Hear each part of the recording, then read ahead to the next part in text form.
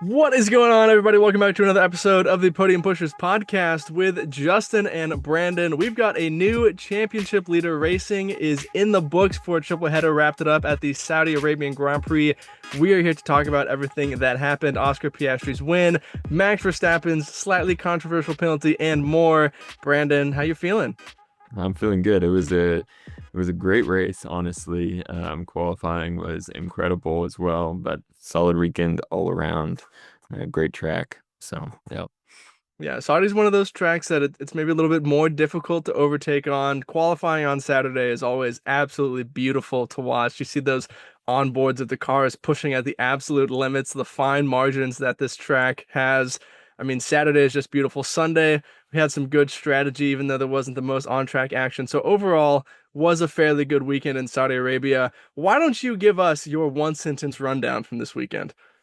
My one sentence rundown is Oscar and Lando now have the same amount of career wins in Formula One, which is crazy. So McLaren definitely has two number one drivers, as Zach Brown reminded us once again this weekend. But yeah, Oscar had a great weekend, and Lando not Lando had actually had a pretty good Sunday. But obviously it would have been a lot better had he not crashed in qualifying. But yeah, two number one drivers in McLaren. How's that going to play out? I'm just excited to see what they do. If there's one thing I've always said, it's that you have a better Sunday if you don't crash on Saturday. I've always said that, and I will stand by that for the rest of my time as a Formula One fan. I did see this graphic going around on Instagram that was showing the career win percentages for Oscar and Lando. Obviously, Oscar's is higher because they have the same amount of wins. I don't want to look too far into that because obviously Lando Norris started driving for McLaren when they still had Renault engines and were just starting to get podiums again. And we saw Lando put in good performances in that McLaren. Like he had a handle on Daniel Ricciardo. He was right there with Carlos Sainz when, Lando was still a rookie. So I don't want to look too far into that. And obviously Lando was putting in good performances in that McLaren before it was a race winning car. But it is interesting to see them have the same amount of wins since that car has become a consistent race winning car. Obviously, Oscar Piastri is younger, he's newer to the sport, he has less experience. So you would imagine that he's further from his ceiling than Lando Norris is to Lando's ceiling. So you would imagine there's still more room for Oscar to grow. At the moment, you have to say that Oscar looks like the more consistent driver, looks like the driver that has all the momentum and is becoming that number one driver at McLaren. But at the same time, Lando Norris is still a quick driver, and on his day, you could argue that he's probably quicker than Oscar Piastri. He's just letting some of those mistakes slip in. And so it's a very interesting dynamic that McLaren has right now. And I'm with you. I'm very excited to see how they continue to handle that driver situation moving forward. Yeah, and I think the difference that I'm seeing right now is Oscar seems to have a handle on the mental side of things. He's Mr. Calm, cool, and collected all throughout the weekend, even in, tough race situations that we saw this weekend. And Lando just seems to let something creep in. I don't know if it's doubt or just, you know, a mistake happened here or there, and then that unravels his entire weekend. But Oscar just seems to have that slight mental edge. And, in a sport that is truly millimeters making the difference, it's important to have that edge. So, Here's what I'll say about Lando Norris's mental aspect right now. If Lando Norris makes the smallest mistake, he beats himself up about it like no one else on the grid. I mean, we saw him call himself an idiot on the radio. If he goes into the media pen after he makes a mistake in qualifying of the race, he's super hard on himself. He's really down. You can see how it affects him. And we could see this even going back to last year in Spa and things like that. He had the same reaction. You never ever see that from Max Verstappen. Even this weekend, and we'll get into the penalty more, Max Verstappen refused to accept that he did anything wrong. He was super annoyed at that penalty. We saw him saying, even if he was in the wrong completely, Max Verstappen said, no, I'm right. I'm the best. I don't make mistakes. And we see that mental difference between those two drivers. One is a four-time world champion, and one is a driver who we're wondering is even world championship material because of the mental struggles that he has.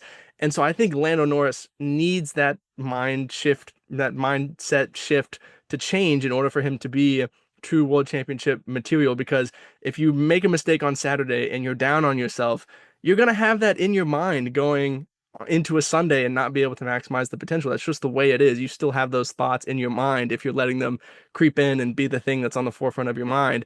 And, these world champions, Sebastian Vettel, he was a Red Bull, Max Verstappen now, have this mentality of, I'm never wrong, I never make mistakes, I am the best. And I think Lando needs to have a little bit more of that in his mindset if he's going to truly fight for this championship. Yeah, I totally agree. And, it seems like Lando doesn't he like lets things linger in his mind and lets them affect him longer. Whereas, if Max makes a mistake and crashes in qualifying on Saturday, he has a very short memory of that. On Sunday, he's cutting through the pack like nobody's business, because again, like you just said, he knows I am the best. I can win this race, I mean, we saw it in Brazil last year. So, I mean, crazy. Yeah, well, it's only fitting that we start to talk about Max Verstappen with my one sentence rundown, which is no one pushes the limit like Max Verstappen. Obviously, this is talking about the biggest piece of on-track action that we had. Turn one, Oscar Piastri gets the better start. Max Verstappen has to send it around the outside, cuts the corner to keep the lead, gets a 5-second penalty. Ultimately, that is what loses him the race, finishes about 3 seconds behind Oscar Piastri. What are your thoughts on that penalty? Was it deserved? How you feeling about that? Uh, I think it was a fair penalty. I mean, Max cut the corner, didn't, do anything to give the position back to Oscar. I think he did gain a lasting advantage with that cutting the corner, and they were right alongside each other. So I think it was just as much Oscar's corner as it was Max's in that situation. And Oscar didn't back down from Max Verstappen like some of these other drivers would. So uh, I think it was a fair penalty. I know maybe not a lot of other people think that way, but I think it was fair. Yeah, the internet is certainly divided on if this was the proper penalty or not. I think it was deserving of a penalty. I mean, he definitely gained a lasting advantage. I think Max Verstappen was of the mindset of that there was zero chance he was going to come out of turn one behind Oscar Piastri. I think he knew that in race trim, that McLaren is probably going to drive away from that Red Bull, and the only chance he had of winning that race was to stay ahead of Oscar Piastri after turn one. I think he said, kind of similar to what we've seen him say before of like, fine, give me the 5 seconds. I'll try and drive and get a gap. Obviously, that McLaren was too good to let the Red Bull get away and Max build up that gap. But I think that's really what Max Verstappen had to do to try and win the race. And that just proves once again how great Max Verstappen is. And I don't want this to sound like we're just hyping up Max Verstappen for getting a penalty, but he knows what he has to do to try and compete for race wins. I mean, we saw last year at Mexico when he forced Lando off because if he let Lando go, Lando was probably winning that race, and Lando ended up finishing second and preserving Max's championship lead. And then we see again here, Max says, I know if I let Oscar go, that there's no way I'm going to get past him again with the pace of that car and how hard it is to overtake here. So I think it was a tactical move from Max Verstappen. He was kind of hoping that, it wouldn't be a penalty or they would just let him race on because it was lap one. So I think Max fully knew what he was doing. It was probably the right thing to do in that situation, but at the same time, it was also deserving of a penalty for sure. Yeah, it was calculated risk that I think you're totally right. Max had to take in that situation in order to put himself in a situation where he could win the race. But unfortunately, he rolled the dice and it didn't necessarily work out in his favor. But uh, awesome to be able to see that action on lap one, though. That's what we love to see. Yeah, and I'm fully of the opinion had, Max stayed behind Oscar and let Oscar take that corner, it's going to be the same result. Max isn't going to win that Grand Prix. So his only chance at taking that win was to come out of turn one ahead of Oscar Piastri. Here's something I want to get your opinion on because Max clearly cuts the corner, gains the advantage, gets a 5 second penalty, but gets to run the whole first stint with no traffic in front of him. And we heard drivers, in the pack say that they were struggling with dirty air. And so should it have been a, hey, give the position back to negate the advantage Max gained, or do you think the 5 seconds was the fair and right penalty? I mean, I think 5 seconds is fair and right. I think had Red Bull, given him the directive to give the position back immediately, and he had done that, then I would say no penalty is necessary. But I think because he, like you said, got to drive the entire first stint in clean air, that the 5 seconds was fair in that situation because he got to run what, like 18 laps in completely clean air, and had an attempt to build up a gap that he wouldn't have been able to had he given the position back. So I think 5 seconds is fair in that situation. Yeah, but if they had told him to give the position back, he wouldn't have gotten the 5 second penalty. And so, if we were looking at it from a difference, like say theoretically, Oscar's tires had struggled so far that he fell 6 seconds behind, Max gets the 5 second gap and still wins, then you could argue that he kept that advantage that he had, even though they gave him the 5 second penalty. And so, they had the safety car. They could have said swap under the safety car. I think it all just comes down to something we've said all the time is that there needs to be consistency in stewarding, and the fact that as fans we're like still left wondering, hey, was this the right penalty? It just kind of makes it confusing and difficult for your average Formula One fan to try and keep up with what decision is going to be made in certain scenarios. That's true. I they did make a pretty quick decision on it though, which I think is key in that situation.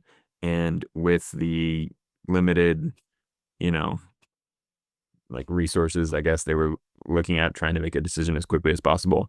I think the 5 seconds is probably the best decision to make because it's something that, you know, gets handed out relatively frequently. And when they get into future situations, they can use that as a benchmark to hopefully give out another 5 second penalty for a similar situation. We'll see. We'll see. But in the effort of making it a quick decision, I think that was the right thing to do. Yeah, and it does line up with some precedent. If you remember back to Austin last year, we were there. We saw Lando Norris overtake around the outside and receive that 5 second penalty. So kind of stays with some precedent, and I hope they continue to stay consistent moving forward. It is time for our weekly championship recap. At some point every single week, we've got to talk about how the championship stacks up, and it is getting interesting after this triple header because Oscar Piastri now leads the championship for the very first time an Australian has led the championship since Mark Webber in like 2012. So it has been a long time since a man down under has led the Drivers' Championship. Lando Norris is a full 10 points behind his teammate with Max Verstappen, 2 more points behind Lando Norris.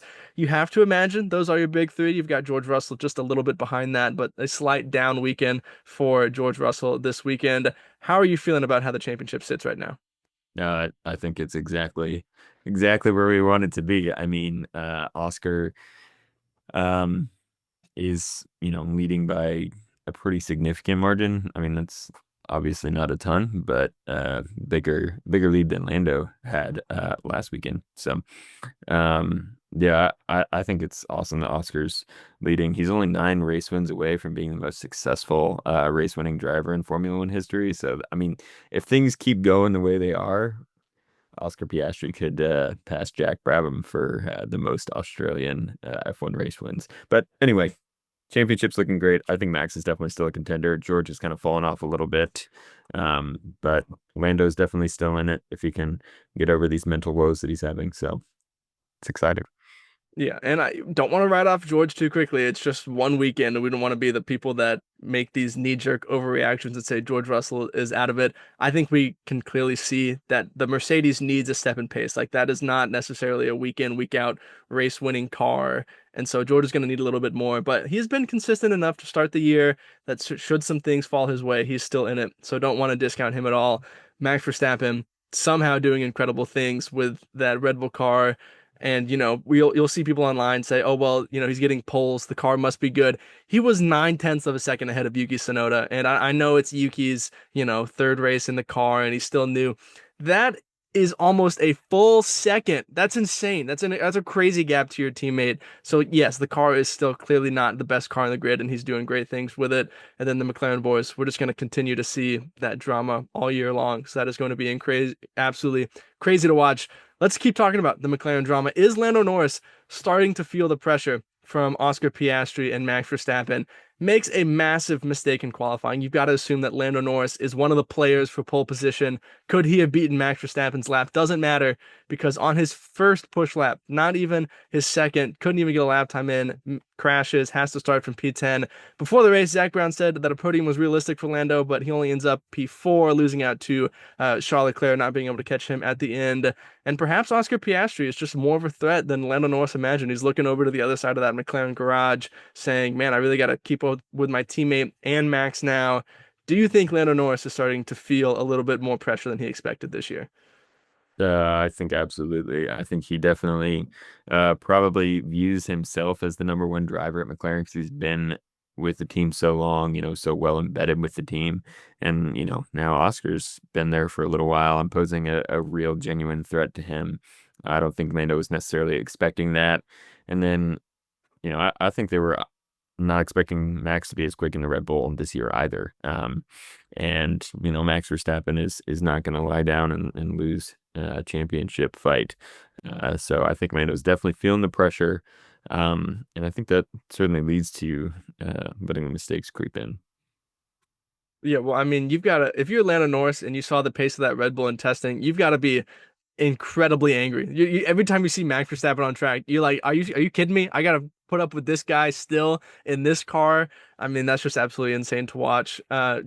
We've seen Lando Norris make these mistakes like all throughout his career, even back to 2023 when that McLaren was starting to get well or get good. We saw that, in a Q3 he'd make a mistake and instead of qualifying P3, he'd qualify P7 because he made a mistake on his last lap. And at that point it's like, whatever. I mean, like, yeah, that car is good, but clearly he's not going to beat Max and that 2023 Red Bull and all the things. Now that a championship is actually upon him, you'd expect 2 years later, in his seventh year of Formula One, he wouldn't be making these mistakes still, but he still is. And I know we've talked about the mental game for him before already, but something has to change with Lando Norris and how he views himself, views a race weekend for him to actually be a championship threat this year. Yeah, yeah, I agree. And, I think that if he continues to let these things linger, he's going to fall further behind. And, I mean, I think that's what prevented him from taking the championship last year. Had he taken, more opportunities to score more points, I mean, we made a whole episode about how Lando lost championship, but you can go watch that if you want to hear more about it. But I mean, it's just a pattern of behavior at this point. It's not, one-off situations like it was maybe 3 or 4 years ago. And so I definitely think something has to change. And for Max, you know, he's just been the same this whole time ever since he started in Formula One, like 9 years ago now. Max Verstappen has been the same animal, and I think that just shows the difference between him and Lando. Yeah, but it all things considered, Lando's still young. He's still new to fighting for a championship, so he can still make those changes. He can still be a championship driver. He's got the pace to do it, and so don't write off Lando Norris. I think this break is coming at a good time for him. Obviously you have a triple header, you have some small things stack up for him to lose to Max and his teammate in this triple header. Got to sting a little bit, so this break is good for him. A nice little mental reset before we go racing for him. And we'll have to see how he performs in Miami, which obviously he won his first Grand Prix at, so could be interesting to watch. Yuki Tsunoda, Pierre Gasly. Is the Yuki Tsunoda and Pierre Gasly bromance over? It's been the joke since they were teammates at AlphaTauri. They still like each other's posts on Instagram, hanging all the time. This weekend, perhaps things were not the friendliest between them. Lap one contact causes both of them to retire. You really hate to see it for both drivers because, another Q3 performance for Yuki Tsunoda, you'd like to imagine that he could score some good points, continue to build that momentum for himself. For sure, a racing incident, very thin track, not much room. Pierre Gasly was fair for him to go for the overtake. Yuki Tsunoda maybe didn't leave enough space, but there wasn't much space to begin with. So for sure, a racing incident. But at the end of the day, they both have to retire, and Isaac Hadjar is still ahead of Yuki Tsunoda in the standings. Yeah, Isaac's probably gonna get the call any day now. That, that's what I'm thinking. But yeah, no, unfortunate racing incident. Both I think, like you said, textbook racing incident, but it's got a sting for them, sting for their friendship, probably both, a great opportunity for both of them to score good points for their team this weekend in situations where both of those teams needed good points scored. And unfortunate that happened, but you know, it is what it is, I guess. Yeah, you got to move on. I'm sure they'll patch it up over a game of Padel or something. And speaking of Pierre Gasly, man, insane gap to Jack Doohan once again this weekend. We said Jack Doohan was safe until the summer break.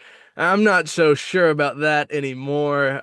Franco Colapinto always lurking there in the background. I mean, Jack Doohan, I don't know if you saw this, there was a radio message where he asked when they were going to swap positions, and his engineer was like, Pierre's out, you're on lap 45. And Jack was like, we're going to swap on lap 45. And his engineer was like, no, Pierre didn't, he DNF'd. And so, yeah, just another rough weekend for Jack Doohan for sure. Yeah, that doesn't show great awareness as to what's going on. I mean, surely he would have known that when they were under safety car at the end of lap one, why that was happening, because he drove past his teammate's car being, in the wall. But oh well, poor Jack. The rumors at the beginning always said he had like 5 races, and we're approaching round 5 This in was round Miami. 5. 5 races are in the books. Yeah. So, and we've got a break, so maybe round 6 we'll see Franco in the car in Miami. I don't know. I don't know. Man, Franco Colapinto in Miami would be an absolutely insane vibe. So we will see what happens. Let's move to our predictions for this weekend.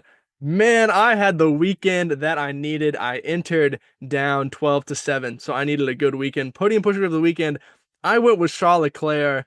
What a prediction. First Ferrari podium of the year.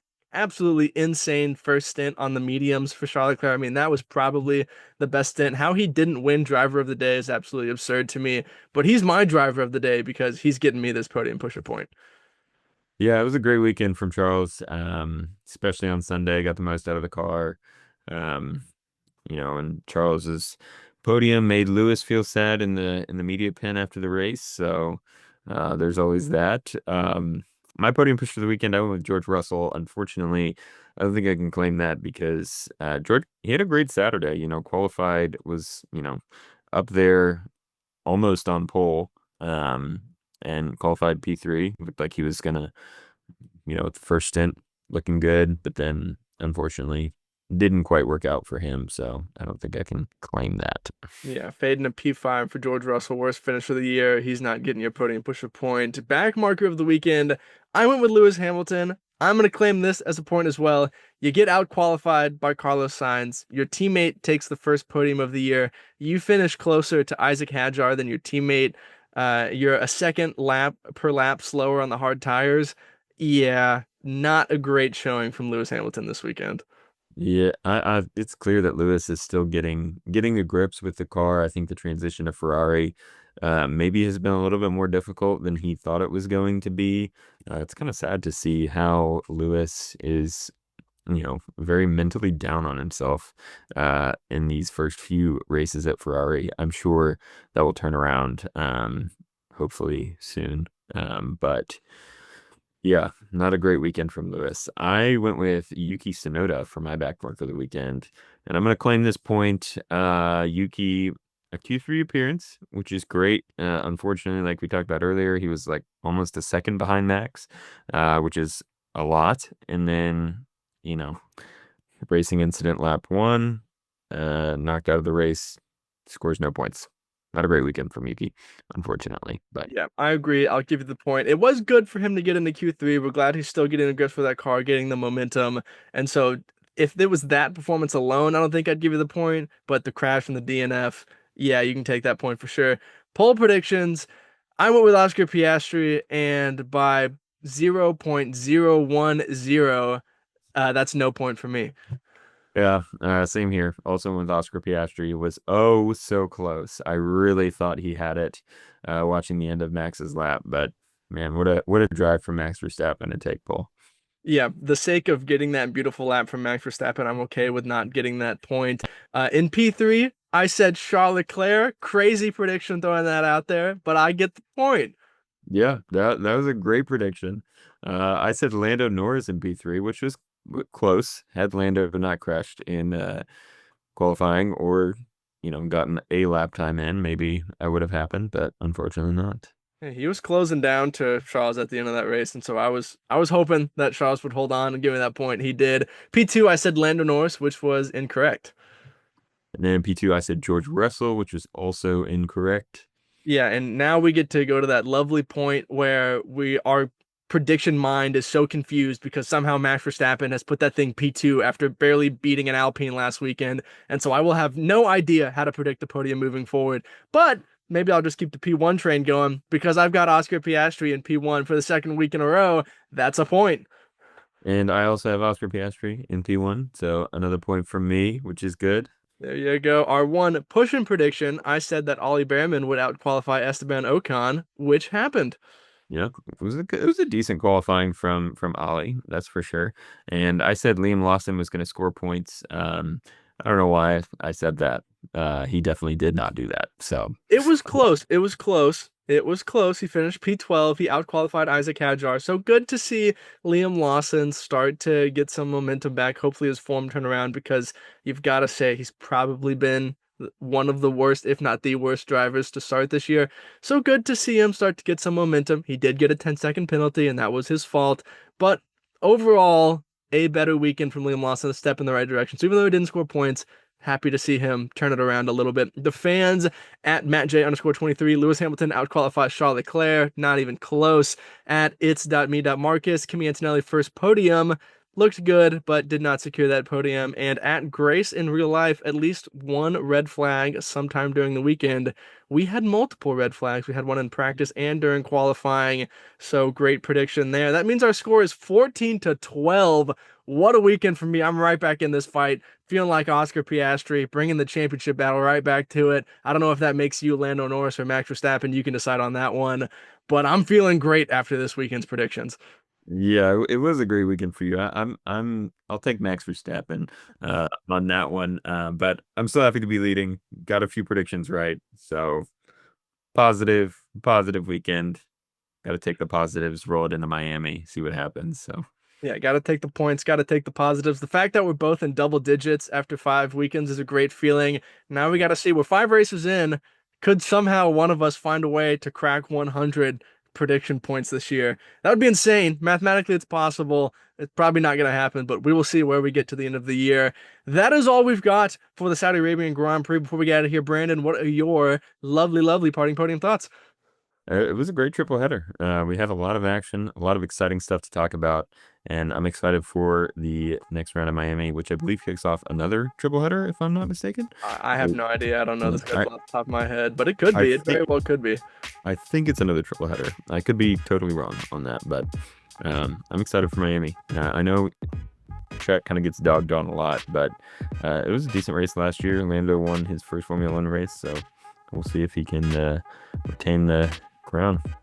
Yeah, I mean, it's a good track. It's not the worst track in the world. I think it just gets dogged on because of the gimmicks and having 3 races in USA, with Miami kind of being a strange location for a Formula One race if you think about it. But a fairly good track, hopefully provides us some great action and just makes that championship plot even thicker.